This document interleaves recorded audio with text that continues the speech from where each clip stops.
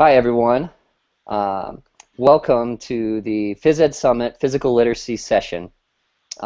Before we get started, my name is Collin Brooks, and I will be the moderator today. First and foremost, thank you so much for joining us for the Phys Ed Summit. We're so glad that you could join us.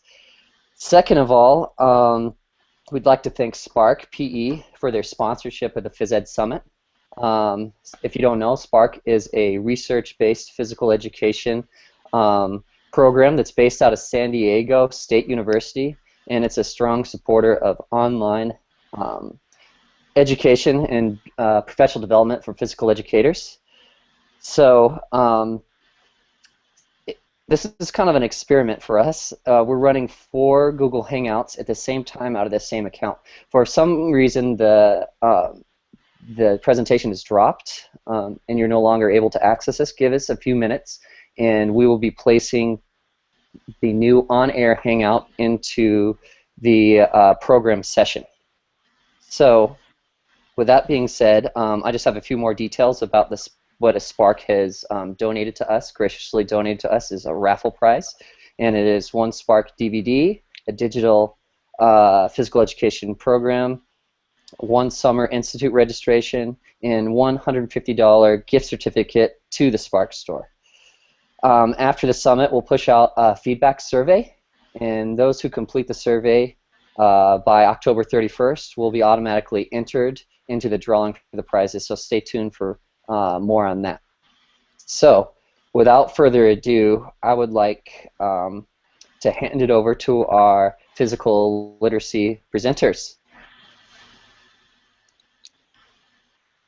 Good morning.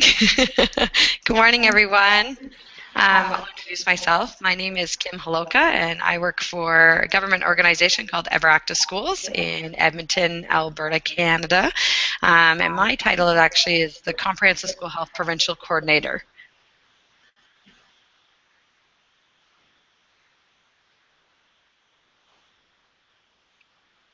And I'm waiting for Tracy to introduce herself. Am I on the screen already, or is everybody? Am I just? You're good to go. Okay, sorry about that, everybody. Hello. My name's Tracy Lockwood, and I am also with Ever Active Schools. This is my 8th year in Ever Active, and I deliver and develop workshops for teachers across the province of Alberta. And I'm really excited to be here. This is our first online opportunity, so it's going to be a great one. Enjoy.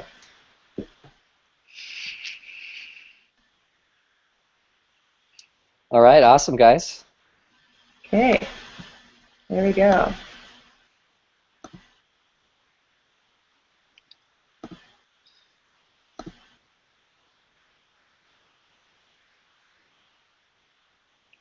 Okay.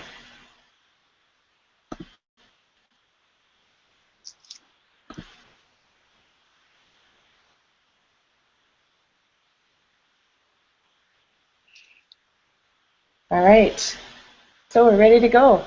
Yes. Can everybody see that on my screen, on your screen? Yep, you are good to go. We got it. All right. So as I said before, my name is Kim, and I'm gonna kind of start us off here this morning, and just kind of give you a little background on what and who Ever Active Schools is, and kind of what our mission and our vision is. We won't spend a lot of time here, just because there's a lot of stuff that we want to get through with you in the next hour, and also hear from you as well. So as much as this is us presenting, it's also an awesome learning opportunity for us. So just a little bit about Ever Active Schools. Our mission is we provide that provincial leadership that promotes and supports healthy active school communities. And through that, we are the provincial leaders in providing professional learning opportunities, resources and curricular expertise in the areas of comprehensive school health and physical education, health, and positive social environments within our schools.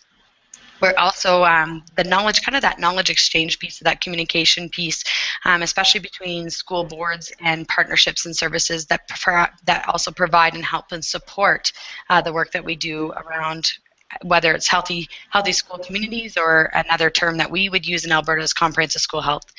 And lastly, we kind of assist schools and communities in building capacity and supporting that comprehensive school health approach within our schools and our communities.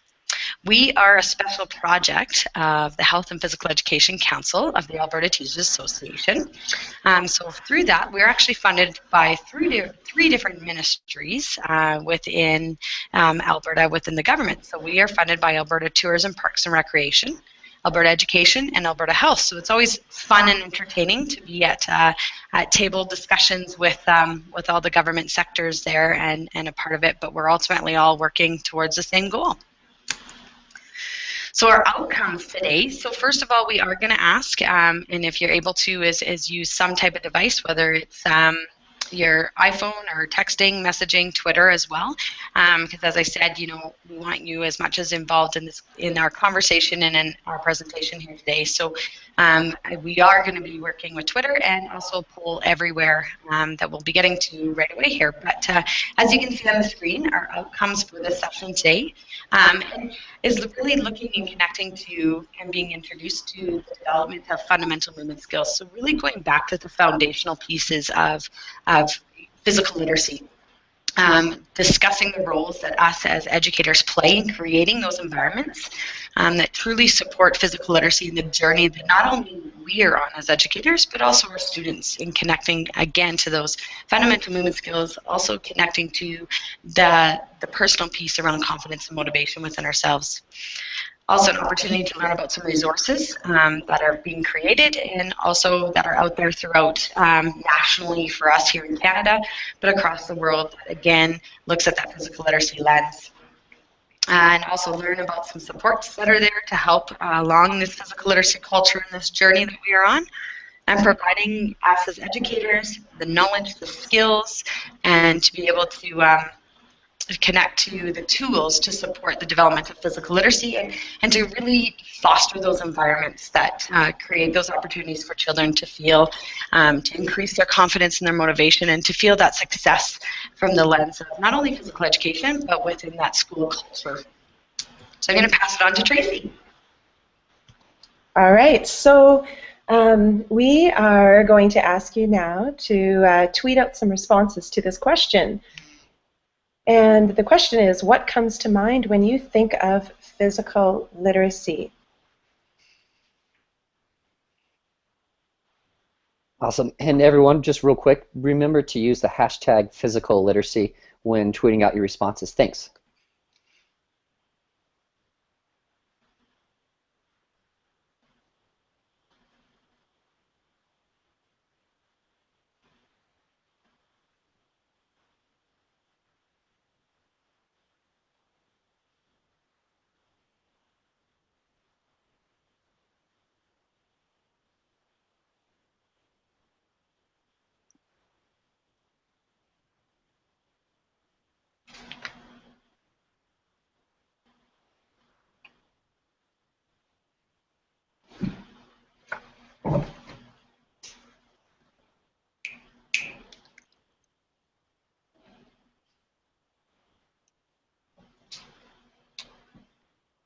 We'll just give you about 45 more seconds just to get some of your responses out there.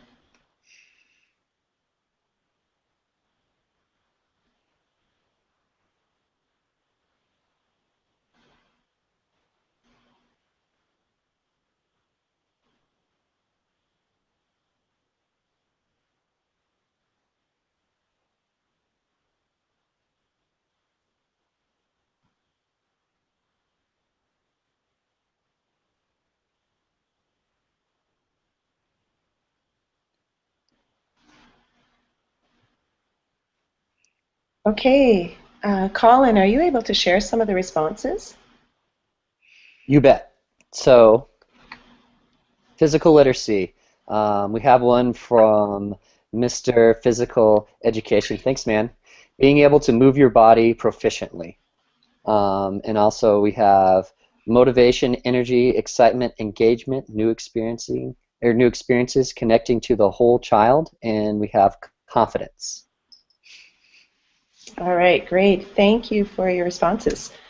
So you might know this already, but our own experiences shape and affect how we teach.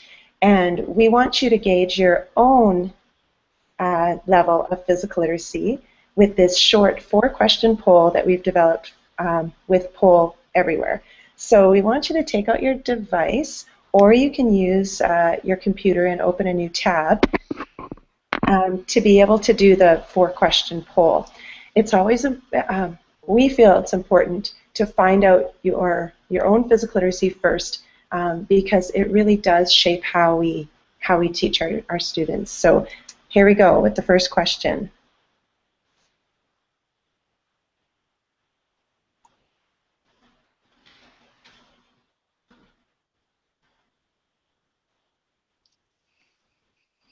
Oh, our poll doesn't seem to be working. So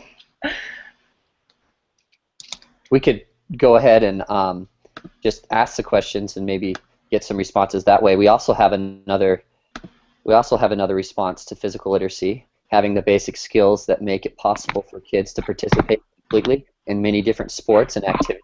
Thanks, Susan, for your response. okay, great. Okay, so let's try this again.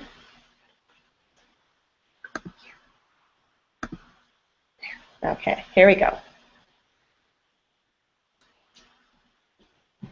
So here's our first question. Here's our first question. What is your favorite physical activity to participate in? So if you want to text 173035 and then your message to 37607, or you can go on your computer and submit your responses at pollev.com/everactive.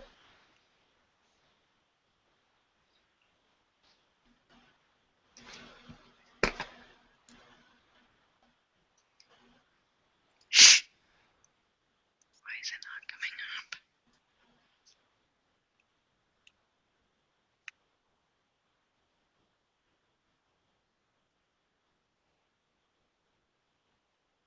We'll try it for about 30 more seconds, and if it doesn't work, I'll move on to the next question. This is an open-ended question, so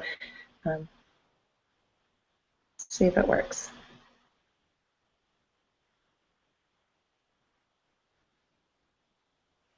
Hey, would you like me to talk about another physical literacy one while we're chatting? Yeah, that'd be wonderful. Another awesome tweet here. Yeah, you bet. So from Michael, thanks, Michael. Physical literacy, PE, teach to learn, inclusive of cognitive, social, emotional, and kinesthetic, so all students experience success. So thanks, Michael, for participating. Nice work. Okay, I'm going to move on to the next question, and we'll see if this works. We did test it out, and it worked beautifully, so we'll try another one. The next question is, I worry about trying a new physical activity. So head to 37607 if you are texting. That's the number you text, and then you choose one of the following numbers to correspond with your answer.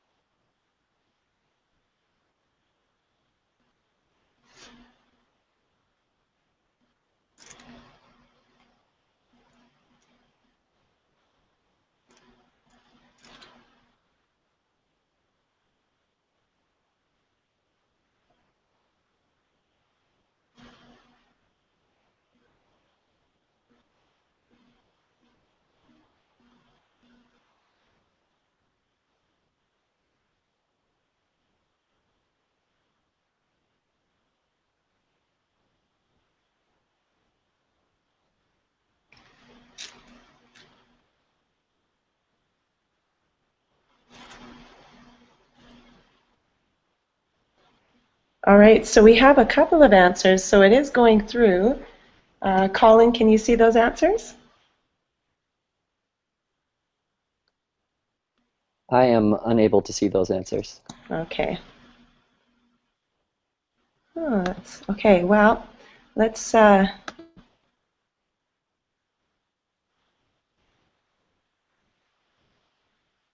let's try this again. Then I'll just move on to the next, and just so you can see the questions that are coming up.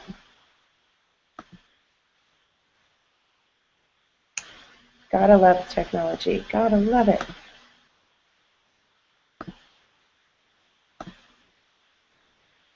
Okay. Kim, we're going to move on to the next. We can post the questions later, and actually the questions that we took from, some of them are from an assessment tool called PlaySelf, and PlaySelf can be found on physicalliteracy.ca, so that's physicalliteracy.ca, and there are other assessment tools. So we wanted you to get an idea of where you are yourself, and then our students would take the PlaySelf questionnaire, and so it gives us an idea of what they're comfortable with and what they're not comfortable with. And there's also a play parent assessment. There are also movement assessments. So it's not something that I would report on a report card, but it is something for you as a teacher to gauge where your students are at and help develop your program based on that assessment. So head to physicalliteracy.ca and you can check out those assessment tools. Tracy, real Yes. quick, some people on today's meet were curious about what that number was again because they wanted to respond through today's meet. So could we share that? Could we share that number again? Do you mean the internet? The text number for the question? I can, but I will have to go back to it on my screen. Okay, no problem. Let's move ahead. But I can share it on Twitter for sure, and I can share it after the presentation. Great. Let's do that. Okay.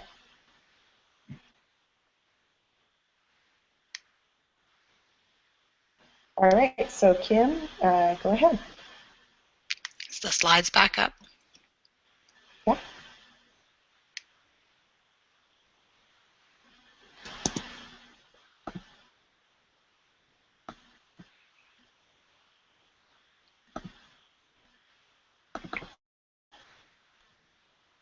Awesome. There's the slides. We're ready to go.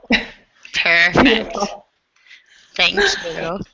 So really, when we talk about this, we make the connection to why physical literacy and what's the importance behind it. And I think the key piece is we often, and as I said in the opening when we've talked about kind of the outcomes for today and to connect to that, is ultimately the importance of physical literacy is truly about the importance of connecting to those fundamental movement skills, building on the confidence of our students, and then creating those environments where we have students being able to feel success at whatever level that they are at. And so we've, kind of the funny thing is as you can see on the screen, it talks about eat well and exercise regularly. And I think we often hear this is, if we go back to Body Break is what I remember as a kid growing up and seeing all these great commercials. And I thought Hal and Joanne were quite phenomenal here in Canada around these body break activities and talking about this. And it's interesting because if we look at the research, it's been probably over 45 years that we have heard within the media about bombarding us with these messages of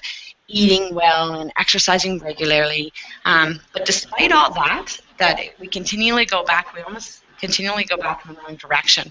If we connect to some things that we often connect to now is this great promotion, but almost we have to look at changing and restructuring our paradigm.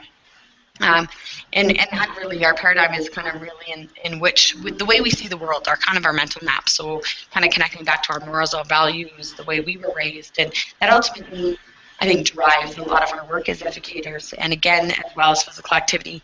I know often when I'm presenting with post-secondary students, often asking them, and it's interesting when I connect with generalist teachers, whether it's at the University of Alberta or King's College or Concordia, it's interesting because when you ask generalist teachers what their experience is in physical education, you're often hearing 50% that have had a negative experience in physical education. And then I think about these generalist teachers going into our workforce as teachers, and they've already got that paradigm of negative. And so it's I think when we connect back to the foundational pieces, we're really connecting back to, again, why do we move?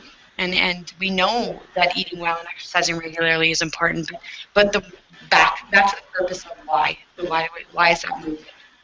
we go to the next slide, we kind of connect to, and this is interesting because we talk about play and how play is so important, and it's almost extinct at times. You know, we look at these new playgrounds that are being built in schools, and we drive by, and not often do we see kids moving and being active and being engaged and truly just playing and going back to the importance of play.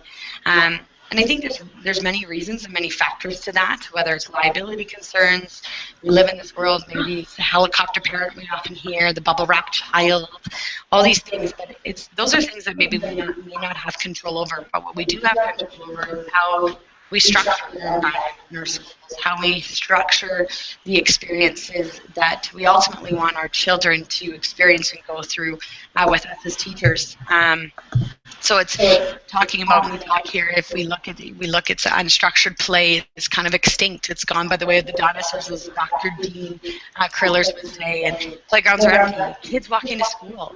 And again, there's many factors and reasonings as to why maybe kids aren't walking to school anymore, and maybe it's urban sprawling communities that we live in, and I know Edmonton's one, and I am guilty because I've built a home in a brand new urban sprawling community, and I have no school. So of course, where would my kids go? And they would be bused. So there's that challenge there. And you know, in growing up myself, I think back to how often we would play outside, whether it was through playing road hockey for hours and being yelled at to come inside because it's right time for bed. We're definitely not living in that same world anymore. So it's how do we bring that back, and how do we create those environments that we can continually do that. Some of the work that we do here in Canada is connecting to what we call, I guess, our report card, so our Canadian report card on physical activity. And if we look at the slide, it's, you know, again, we're getting a D- in 2014 around physical activity levels, and we're looking at 7% of our kids are meeting 60 minutes a day, and those guidelines ages 5 to 11. And I know I'm talking Canada, but this is across the board. It's across the world that we're seeing less and less physical activity. So I think that's really the key reason as to why we want to go back to the importance of bringing in those environments, creating those environments where play is important, where it's part of what we do, and often, I guess, presenting those environments where kids feel connected, where they feel heard, where they're able to play, where they're able to explore, they're able to risk take, and to learn through that. So I'm going to pass it to Tracy, who's going to talk a little bit more on the rhyme and the reason of truly what is physical literacy.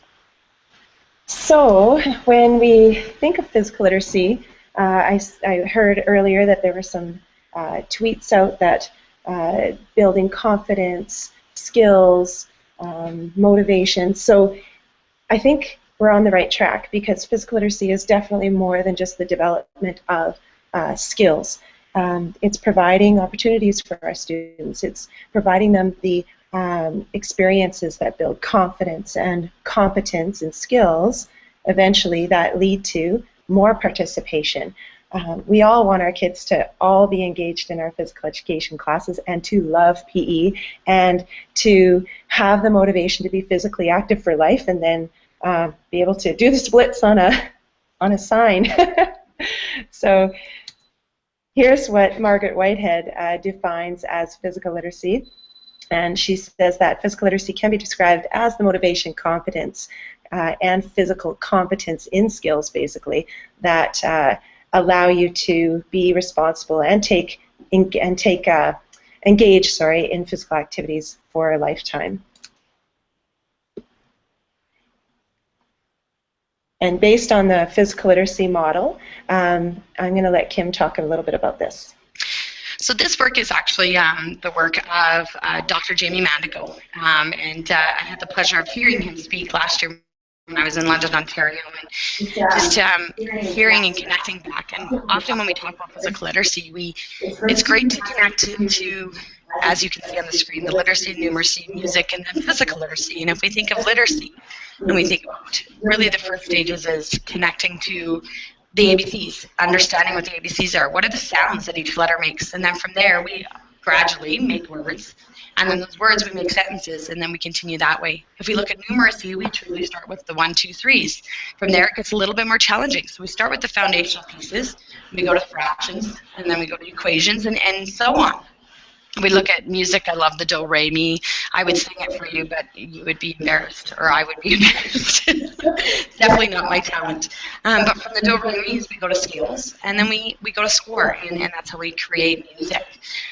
If we connect to physical literacy, again, the foundational pieces is that movement. What are those fundamental movement skills? And Tracy's going to talk more about that. But then from that movement, we create sequences, and then from those sequences, we create tasks. So if we look at it that way, people often say, well, what's physical literacy? And I love this analogy and this connection because I think it truly resonates with people to truly understand, what is the skill-based literacies and how do we build off of those foundations and connecting and supporting the whole child across the board.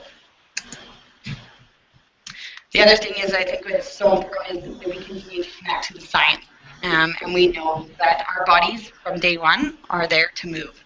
Regular lifelong movement helps our systems and our body, and we have to feel that. And as you can see on the screen here, we're born to move. And when we move, we have better muscles, we have better bones, we have a better heart, we have a better body, we have a better social life, because it's amazing in how truly when we play, I know myself growing up and playing sport and being in a variety of activities, those were the people that became my closest friends and who I still connect with today. And I think it goes back to the better brain. And I was at a conference in actually this summer in Asheville, North Carolina. And if you ever get a chance, go there because it's amazing. And one of the keynotes was Dr. Jean Blades, and she often talked about is, what are we creating? And we're ultimately creating children that we want to be, that are able to walk the stairs at the age of 80. And that goes back to, movement helps and supports our brain development, and it supports every piece of our body. So why wouldn't we do it? So we can help our students develop fundamental movement skills. That is very tangible. But like I said before, physical literacy is more than just fundamental movement skills and teaching those. So it is, knowing when a child is struggling and kind of all of those bits and pieces in developing physical literacy involving the stability skills or the body control, the locomotor skills, and the object manipulative skills. But then again, we have students that can develop these skills maybe in one environment, but can they take it on the ice? Can they take it on the snow, in the water? Can they tumble and fall? So that whole idea of the air environment. And this is what we see, and I'm wondering if some of you can see some of your students in these pictures. Do they look familiar? We have some of our students that are not confident in their skills. They're maybe embarrassed to make a mistake. They're afraid to get hurt. They don't like the activities. Either they're bored or they're not challenged, or maybe it's too challenging. So like Kim said earlier, we have our students that have negative experience in the past, and so they come with this to our physics classes. And I guess what I'm trying to say is that physical literacy is not only developing competence in the skills, but it's creating a comfortable learning environment where all of our students want to take part. They can feel successful, they have fun, and they're motivated to continue to participate. So this really means that we structure our activities, we allow for choice, we may modify our activities on a daily basis, and we incorporate things such as technology to really get them turned on to it. So we have on the Everactive Schools website, we have something called the Quality Physical Education Program Checklist, where you can just do a quick evaluation of where you're at in your program, and you can see, do I assess by, do I look at the outcomes or the standards or whatever it is that you're using in your physical education program?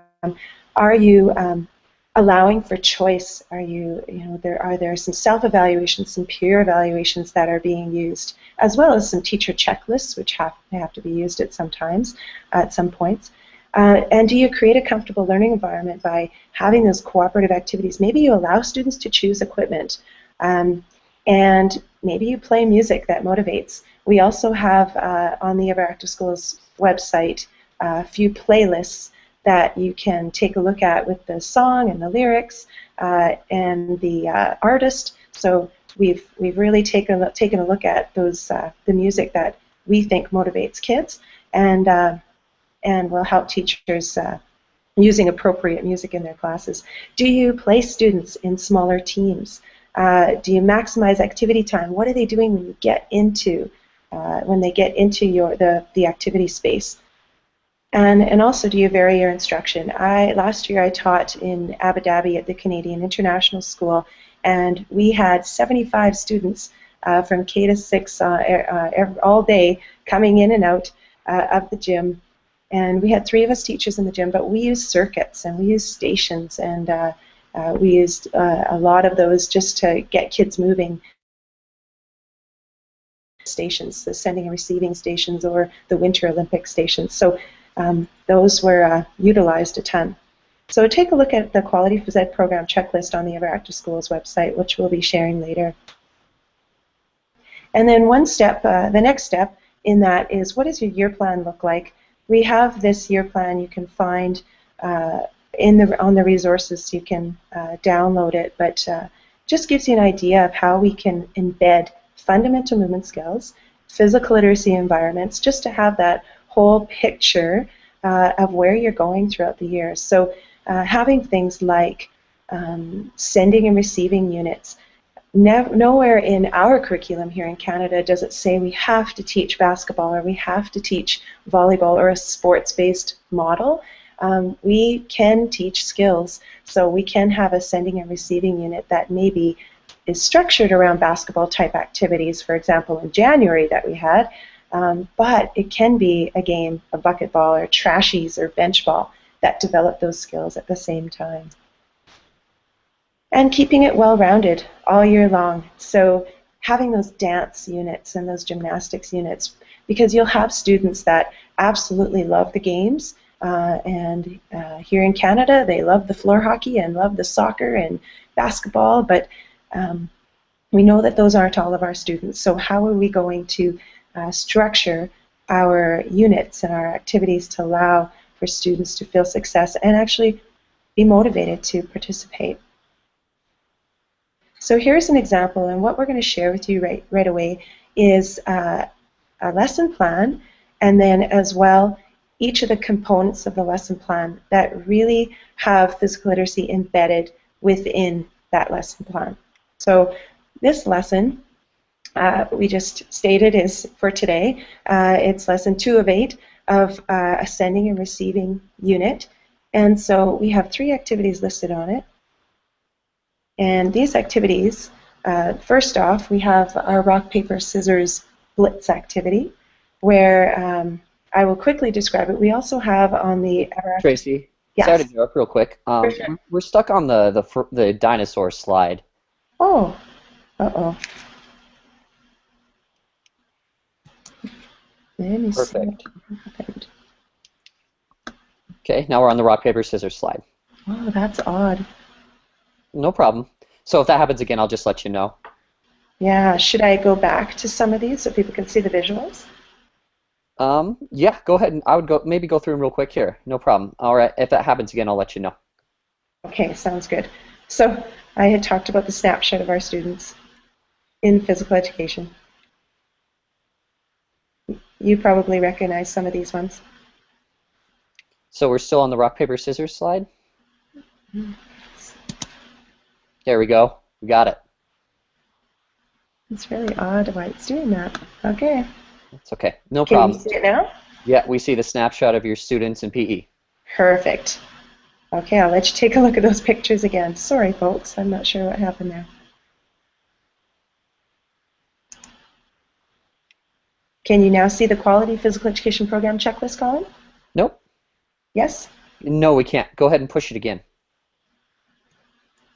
We're still at the snapshot of our students in PE. There we go. We got it. It's just not advancing, is it? Yeah, that's okay. We'll just keep going. We're getting it to work. Okay, so we have the, I talked about the program, the quality program checklist. So if you wanted to download this, you could. This is the one that I was explaining that you can download on the Ever Active Schools website. And I'm not sure if this is going to advance. I might have to escape each time, so I will do that. And here is a year plan that I had talked about, mentioning the sending and receiving unit, mixing it up. But this is a year plan that you can also download. We'll have the all of the URLs available for you later.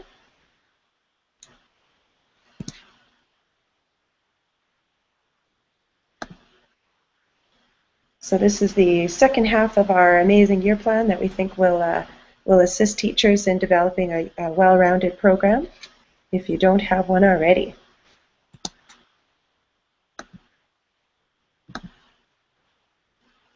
And here is a lesson plan. So we want to go through just a few of the activities quickly that will help you with developing a lesson plan that focuses on physical literacy.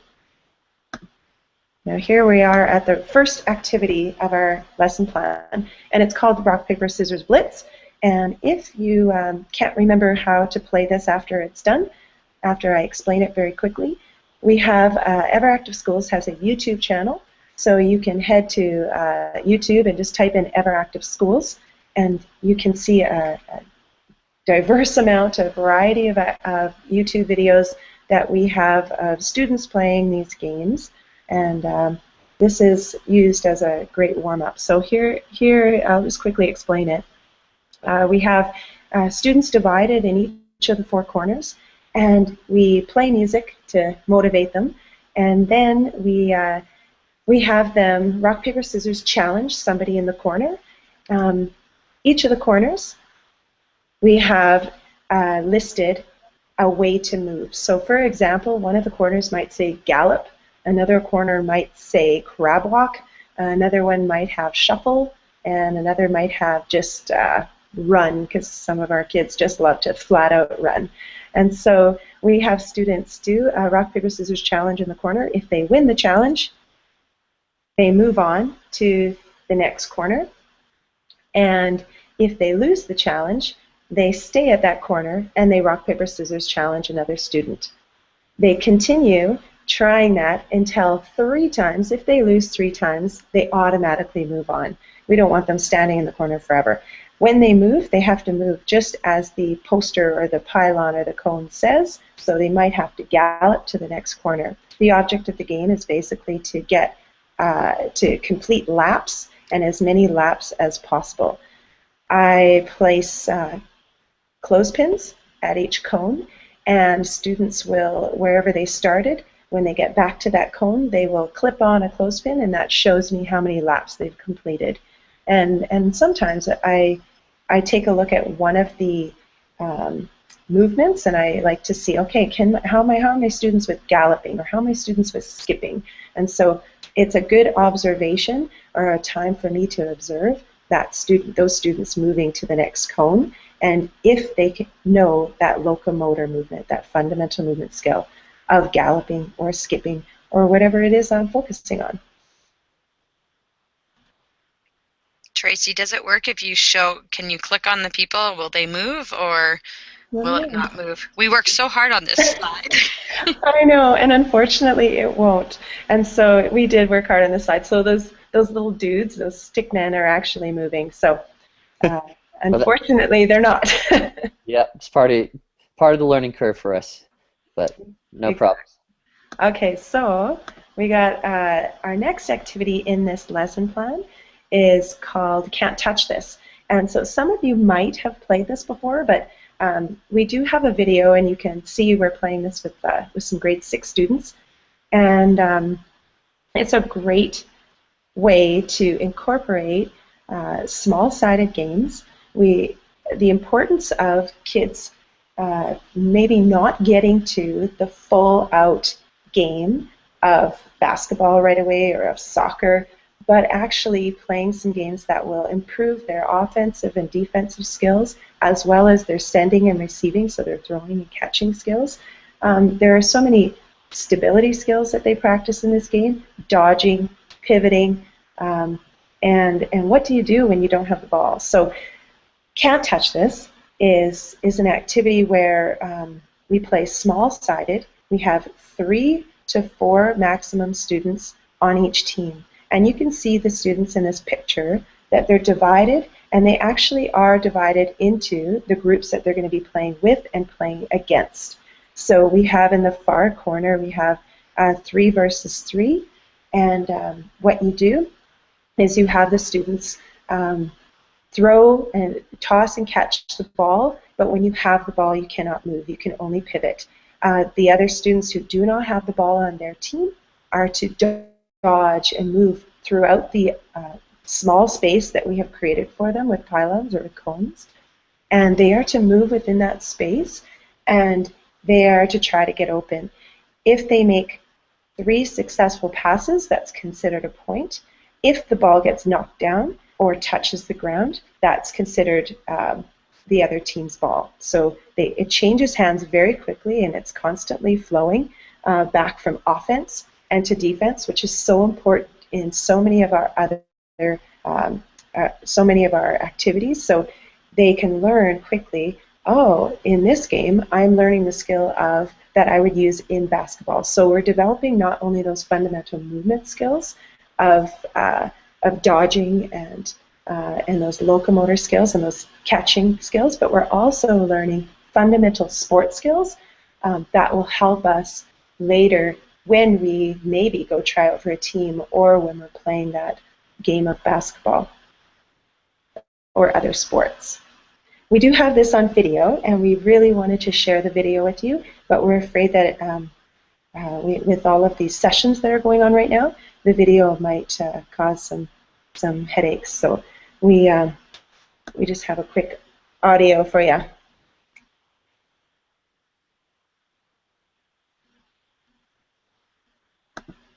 Did everybody hear that? Collin, did you hear that? We were unable to hear that. Oh. So well, real quickly, everyone, just to let you know, afterwards we will be definitely pushing out this slideshow so you can access all this information that you saw. That's wonderful. So I was grooving to Can't Touch This by MC Hammer, just so you all know, but I'm glad I wasn't shown up on video. But it was supposed to be a dance party at that moment, but we'll have to have our dance party later. So the last piece of this lesson plan is the post-game interview, and I hope that you see a wonderful recipe card lesson plan in front of you right now. Yes, we've got that, Trace. We do. Looks good. Okay, super. So this is a resource called the Recipe Card Lesson Plans that was developed by Everactive Schools, and we're a nonprofit organization, so we're in the business of really helping our teachers and supplying them with resources and developing resources that are cost effective. So this is available if you wanted to purchase recipe card lesson plans on the Everactive Schools, a shameless plug on the Everactive Schools online store, but it's not shameless because it's just a fantastic resource. So this is from the 4 to 6 first set of recipe card lesson plans, and we just pulled out this as a wrap it up, as a cool down for this lesson. So we had the rock, paper, scissors as the warm-up. We had the Can't Touch This as the main part of the lesson, developing those skills in offense and defense and catching and throwing and non-locomotor skills such as dodging and pivoting. And now we have the cool down, and it's called the post-game interview. And we just have students, it's always nice to find out what they learned after, and if we were asking some questions within our lesson, to ask them how they maintained possession of the ball, how they switched quickly from offense to defense. So those kind of questions, you can change it to whatever question you want, but in this post-game interview, you'll see the question down on the, that's typed in there, what are at least 4 reasons people play games? So this is just really an open-ended, fun kind of question to ask students to maybe write down, or maybe it's just a conversation, or maybe they have a post-game interview with the person beside them as they're holding stretches. So just an idea of what we have out there for resources.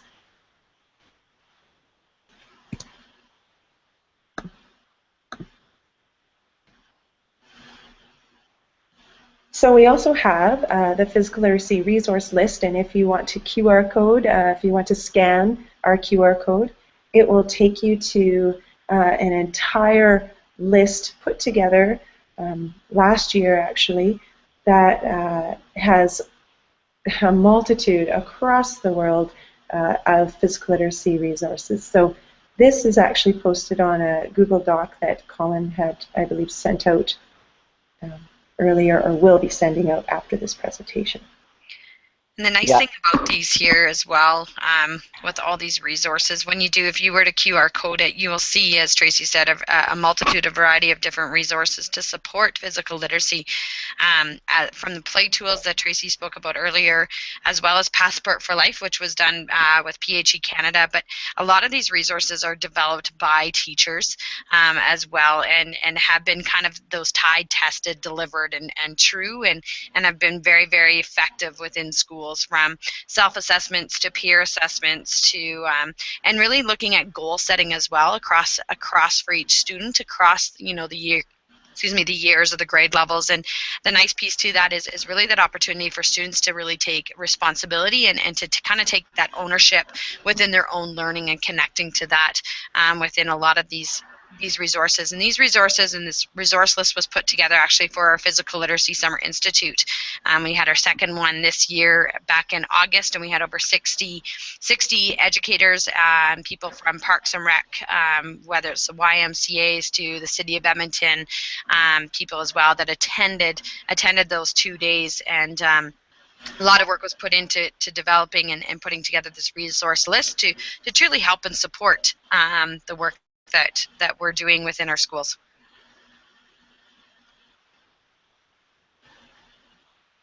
All right. Did it move over to the next slide? We are on the QR code, physical literacy resource list. There we go. Okay, here we go.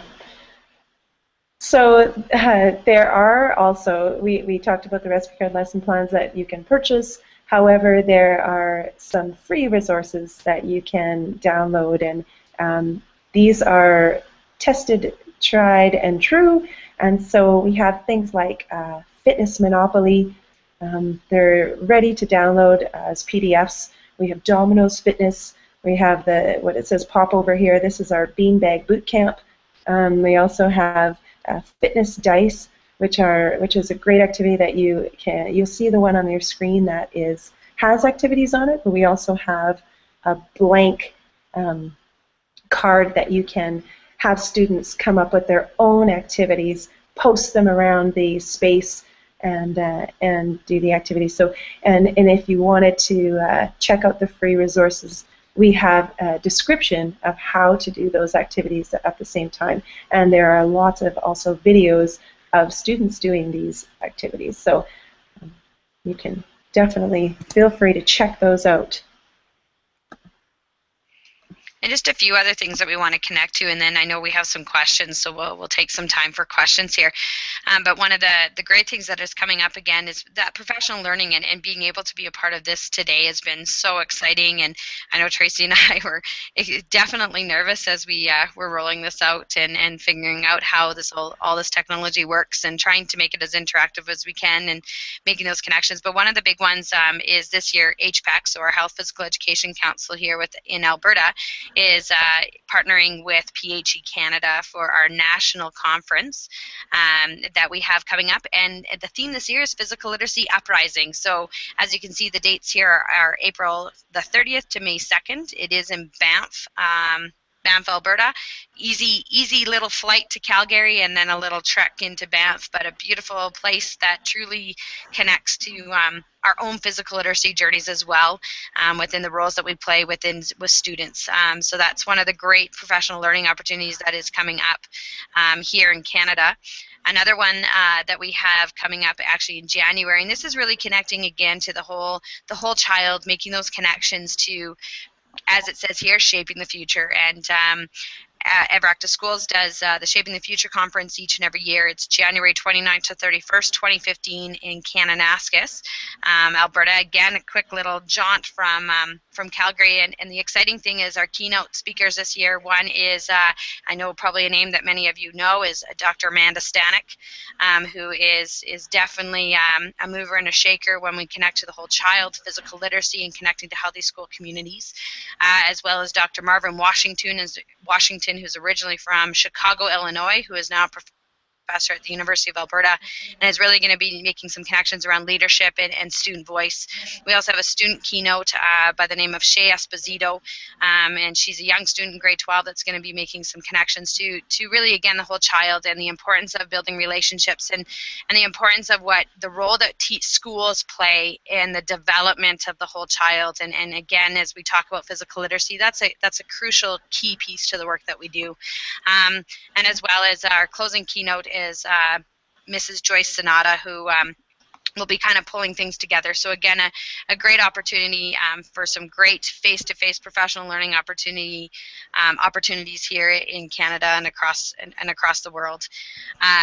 Lastly, I think just before we head into some questions is what we truly hope is kind of some things to remember, and we hope that through this experience today is ultimately that physical literacy is much more than just fundamental movement skills. The key importance of motivation and confidence are key elements that we as professionals can alter, and we can alter those in a very positive way.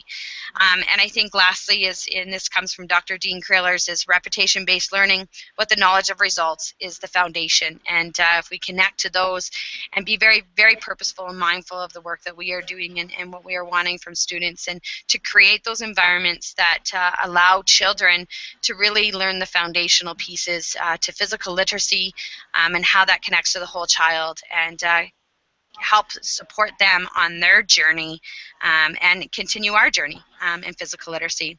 So on that note, I know myself and Tracy would love to thank you and to thank Collin for being patient with us through this experience and this journey. I would take myself off of video, but I am now hiding in a closet, so there's no feedback.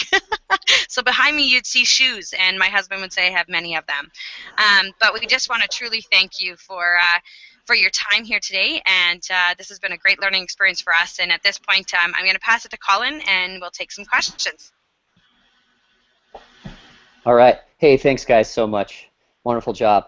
All right, so we have some questions. The first question that I wanted to talk about or address to you guys is from Sarah, and she asked, how are we going to structure our units and activities so students feel success and are motivated?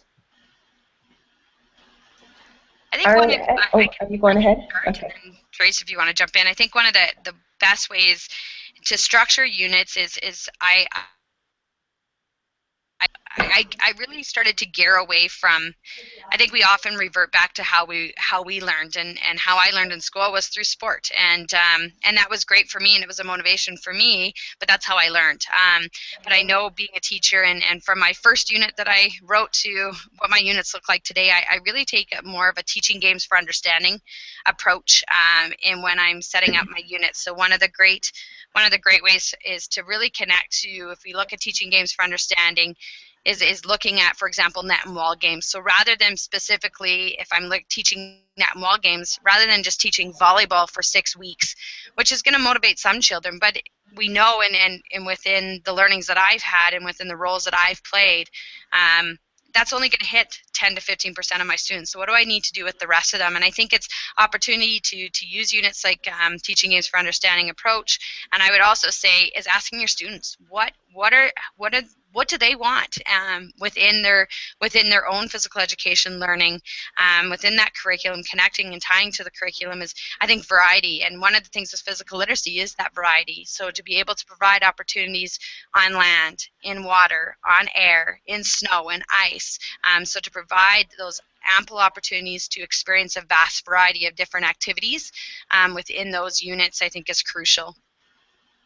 And I think I'm just going to add to that that we have students who love competition, and I grew up loving competition, but we have those students who actually despise it. And so to set up our lessons based on, maybe some individual personal goals, they're competitive against themselves, then their ability partnering with somebody who is of their same ability and competing with them. So if you're doing, for example, like a relay activity, that we have diverse groups in the relays, we have them moving constantly, so we have small groups of 3 to 4 in each relay, and we also end all at the same time. So everybody is not, for example, staring at the last group that comes in. So we just go by. I first started teaching, like, oh my gosh, 20 plus years ago. I used to have them timed, and I realized after, well, half of them are sitting and not doing what they're supposed to be doing, and they're not being active, and they're getting into trouble. So that's just one small change that you can make, and just say, okay, you have 3 minutes, go, and see how many times you can get through your group of 3 each time. It's just a small example of that. Awesome. Okay, so good job. We have just a few more questions. We have a few more minutes, so we'll go ahead and try to answer a few more if that sounds good to both of you. So we have one from Mr. Physical Education, and he wants to know, how can we incorporate physical literacy activities at the high school level? And he says high school seems to be much more sport-orientated. Mm-hmm. And it's very much like that across our province too. So I think that I remember doing a session with high school physical educators, and it was based on teaching games for understanding. And so I did a team sports unit when I taught last year 10, 11, and 12 phys ed. And so in the team sports unit, we had students doing a whole bunch of activities. So they had chook ball and ultimate frisbee, and we did flag football, and so we did those kind of activities, but it was with a teaching games for understanding approach. So it was always small-sided. We changed how the field or how the court looked. We had multiple teams playing at the same time, and then I made sure that it was well-rounded. So we had a yoga instructor come in. We had a Zumba instructor come in. We had a golf unit. So those individual activities were still focused on as well. So I know that my lesson plans, or my year plans were